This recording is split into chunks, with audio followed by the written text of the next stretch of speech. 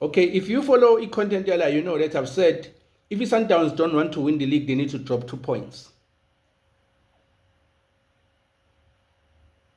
Back to the game. Okay, the game was so physical. It was so aggressive. It was overboard in terms of the aggression. There had to be physicality in a game of football because it's a contact sport. Players in the field of play are competing. It's a competition. So there has to be a certain of physicality, and that physicality goes to a certain level. There's a level where it goes overboard and it becomes aggression. And the fact that we have 2 players who were stretched out, one with a fractured collarbone and the other with a shoulder injury, shows that the game actually went out of hand.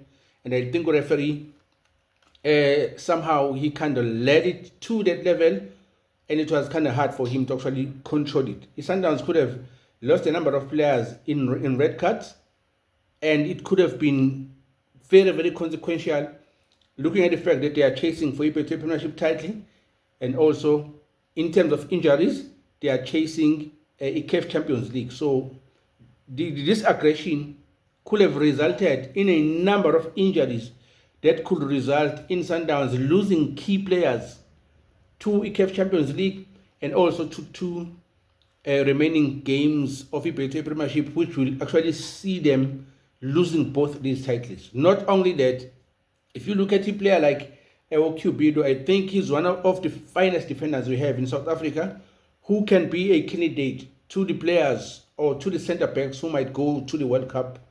But he was injured, a fractured collarbone.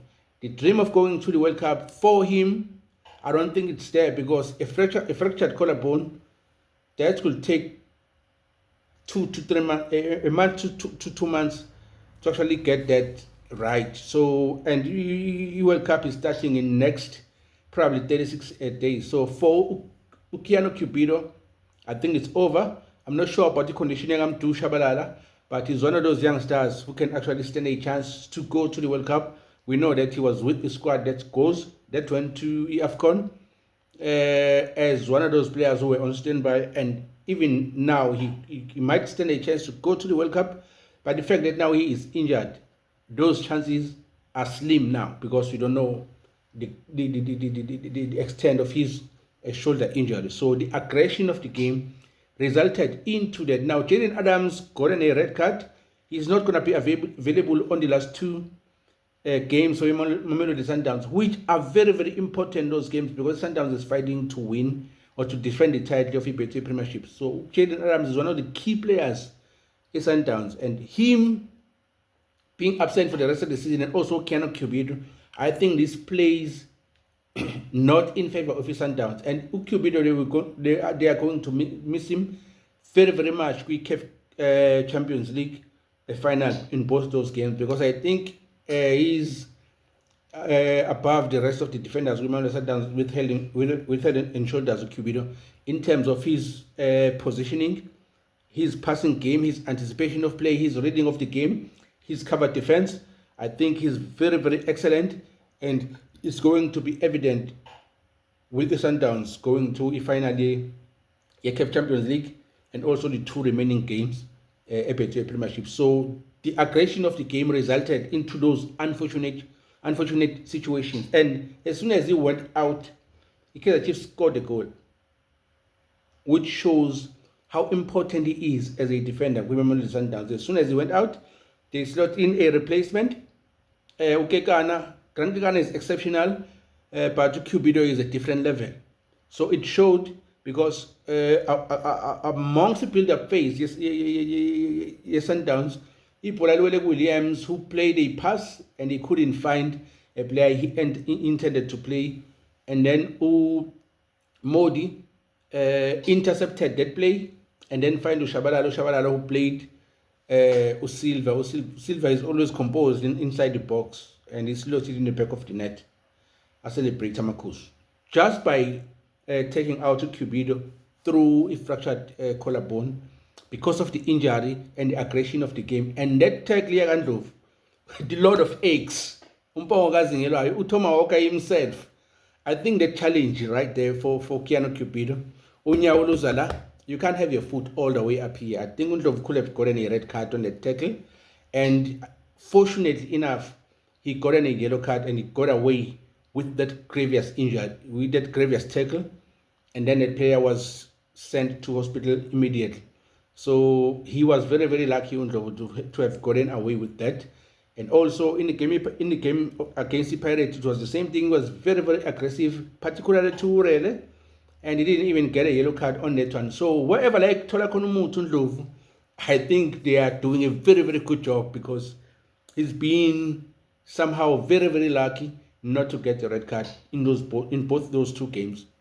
And his aggression actually in both those games resulted with the Kaizer Chiefs getting a point on a game where they could have lost. And not only him, Peterson, I think he plays an exceptional role as a goalkeeper at Kaizer Chiefs. I think he's one player who always makes sure, who shows up every time when he is called on duty to make sure that the Kaizer Chiefs stays on the game. The number of saves, crucial saves he made today, I think he is the one who actually ensured, beside the aggression in the game and his severity, his physicality, in the corner, Peterson was exceptional in ensuring that Kaizer Chiefs get a point on this game. There were moments where Kaizer Chiefs could have conceded, and they were so pressed, and the defender fumbled so much that Peterson showed up and actually made crucial and very, very important save. And I've thought he was going to get man of the match performance. Not only him, I think Aidan McCarthy also was very, very exceptional as a center defender. The way he reads the games, the way he anticipates play, the way he intercepts passes to Sundowns, I think he was one of the players also who was very, very crucial with their defense, Kaizer Chiefs. So all in all, I think we have Peterson, McCarthy, Umunyana, I think they showed up very, very well in this one. And also Ndlovu's aggression, it was very, very important, because he made sure that the Sundowns doesn't get space in time to actually connect our passes well, because when Sundowns begin to connect those passes, it's very, very hard to actually get the ball back. And Ndlovu was the key to make sure that he unlocks the compactness of Sundowns in the middle, to deny them freedom to actually play their beautiful passing game of football. So kudos to Ndlovu. Beside the aggression, I think he was very, very exceptional, and he's one of the key players who ensured that the Kaizer Chiefs got in what he got. I think after he's gotten a yellow card, I think my Kaizer Chiefs, my coaches of Kaizer Chiefs were very, very brave to actually keep him to the halftime and also bring him back after halftime and only take him out on the 66th minute. And I thought Umthetho, when he came in, he continued where Ndlovu left off, but with less aggression. I think that's what Umthetho brought, less aggression, and you could see Sundowns began to actually flow going forward, and they almost hurt the Kaizer Chiefs on that. And there was a time where second half, where Miguel Cardoso, on the other hand, with Sundowns, where he brought in Santos for Umshishi, and then he brought in Morena for Iron, and he was looking for a pace up front. He was going to use the pace, Yaga Matthews on the left, and also on the right pace, Yaga Morena. And I thought, because of the aggression every corner from Kaizer Chiefs, he was looking to bypass the defense and actually use a pace Yaga Morena and also a pace Yaga Matthews, which actually didn't really work. But the presence Yaga Leon also, Lapaya, it actually helped a lot to pin down a center pairing Kaizer Chiefs. And an exceptional pass that was played by this exceptional defender number 25, Emmanuel Sundowns, Khuliso Mudau, to find Brian Leon. I think Khuliso Mudau need to do more of those passes in the World Cup. We will need those passes. It was an exceptional pass from deep. It wasn't just a cross, it was an exceptional pass from deep. And if you can play those passes to World Cup, I think South Africa has a chance to go far to World Cup. And also, I think Tebogo Mokoena, he has these long-range passes. One of them was a set piece that he played and found Urenas inside the box towards the end of the game. And Urenas headed that one in. On the last moment, Peterson showed up and actually tipped it off for a corner kick. And the Sundowns was very, very aggressive on those last minutes of the game.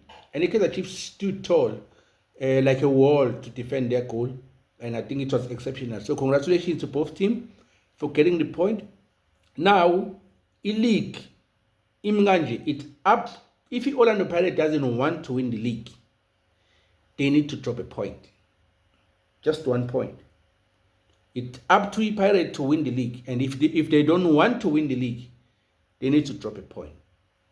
If Sundowns want to win the league, in the next 2 games, they need to score at least 11 goals. Will that be possible? This is Mamelodi Sundowns. Anything is possible with them. So, good luck to all the teams for their few remaining games. And also good luck to Sundowns.